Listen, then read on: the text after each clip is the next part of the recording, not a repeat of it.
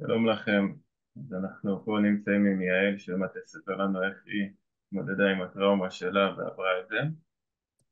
אז יעל ליביה, אז איך את התמודדת עם הטראומה והפכת להיות מה שהיום את הופכת להיות? אמ, האמת שהטראומה שאני עברתי הפכה אותי להיות מאוד דרוכה בגוף. כל הגוף שלי היה מאוד כל הזמן כזה תפוס, כל הזמן מוכן לאיזה מלחמה או משהו, וזה גרם לי לכאבים מאוד מאוד חזקים בגוף, מה שיצר אצלי גם בסוף את הפיברומלגיה, שאובחנתי פיברומלגיה קשה מאוד. באיזשהו שלב הגוף שלי פשוט אמר לי די, השבית אותי, התמוטטתי, נפלתי, ושם משהו פשוט בראש פשוט השתנה לי, הבנתי שאני מתנהלת לא נכון בחיים, ואני פשוט, אני גורמת לכאבים של עצמי להחמיר. בשלב הזה אני כבר התחלתי לנסות להסתכל על החיים בצורה אחרת, מזווית אחרת.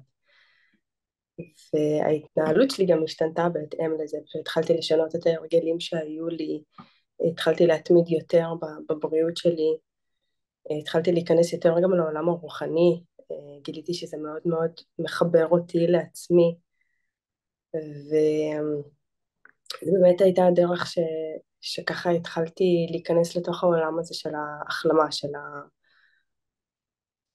לסלול לעצמי את הדרך הזאת. היום במה את עוסקת? היום אני מאמנת מנטלית לאנשים עם כאבים כרוניים.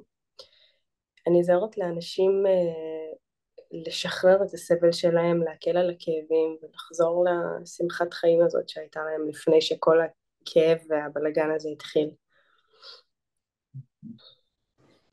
איך, עם איזה כלים את עובדת היום ומה הכלים שגם עובדים עלייך היום כדי לא לחזור לסבל הזה? זהו, אז הכלים שאני עובדת איתם היום זה הרבה שאלות מנחות. אני מאוד מאוד מאמינה בשאלות הנכונות, שככה מוציאות מהבטן את התשובה האמיתית, כי לפעמים אנחנו עוטפים את התשובות שלנו, לפעמים אנחנו אפילו לא שמים לב לזה שאנחנו מתעלמים מהשאלות שהבטן שלנו מביאה לנו. אז אני מאוד מאמינה בשאלות מנחות, אני גם משתמשת הרבה בדמיון מודרך, ועוד הרבה מאוד כלים שעזרו לי בתהליך שלי עם עצמי. כמובן שכל מה שאני משתמשת בו זה דברים שאני שמתי על עצמי. כחלק מהכלים האלה זה גם באמת להכניס תנועתיות, אה, זה הרבה מדיטציה, מיינדפולנס, ככה לחשוב חיובי, להעצים את האני הפנימי שלי. הרבה פעמים אנשים מתייחסים ומפקסים את עצמם יותר על המקומות השליליים, המפחידים, המדאיגים, ופחות על המקומות ועל ההישגים שהם כבר הצליחו לעשות. אז מאוד מאוד חשוב לי רגע להזכיר להם את המקום הזה של להודות על מה שכבר יש להם, אבל לא להודות רק על הדברים החיצוניים, להודות גם על הפנימיות, על הנשימה שעובדת אצלם, על הרגליים, על הדברים על התנועות גוף שלהם, על הדברים הכי קטנים שאנשים אפילו לא שמים לב אליהם ביום יום ולוקחים אותם כמובן מאליו. אז אני לוקחת את המובן מאליו הזה והופכת אותו למשהו שהוא לא מובן מאליו, שיזכרו את זה. ממש מהמקום שלי גם, שכשאני התמוטטתי, פתאום שמתי לב שהגב שלי מאוד מאוד עקום, קשה לי לנשום, קשה לי לאכול, דברים שהם היו רגילים, לשכב, לשבת, לעמוד, היה לי מאוד קשה. כל הדברים שהם היו מאוד מאוד רגילים, פתאום הבנתי שלקחתי אותם יותר מדי כמובן מאליו בחיים שלי. אז מהמקום הזה אני רוצה להזכיר לאנשים ולהעצים להם את המקומות היפים האלה שעובדים אצלם,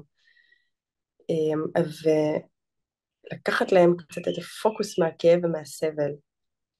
להזכיר להם בסופו של דבר שהסבל מגיע מהראש, מה הדבר הכי והכאב חשוב זה התופעת שיש להם לוואי. היום? לא שמעתי? מה הדבר הכי חשוב שיש להם היום והכלי הכי חשוב שכדאי להם לקחת ליום יום?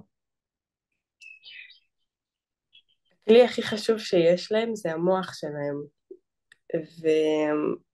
ואנחנו יכולים, כשאנחנו מנהלים את הראש שלנו, כשאנחנו מנהלים את הפחדים ואת הדאגות ואת כל מה שיש שם, אנחנו גם יכולים לקחת אנחנו יכולים לנהל אותו, אנחנו יכולים לשלוט על איפה הפוקוס שלנו יהיה, איפה אנחנו יכולים לעשות זום אין, זום אאוט, כדי לדעת מתי להתמקד בכאב ולטפל בו, כדי לדעת מתי רגע לקחת צעד אחורה.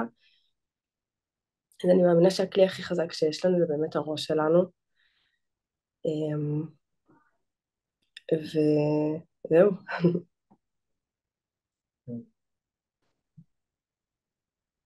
אה, במקומות האלה אני מבין שלמדת, זה עזר, הגעת ממקומות אחרים. אז עכשיו את עוזרת לאנשים אחרים לצאת מהמקום ומהמעגל הזה. אז אני רוצה שתלמדי אותנו ותספרי לנו על המסע שלך, איך התחלת אותו. איך התחלתי את המסע ההחלמה שלי?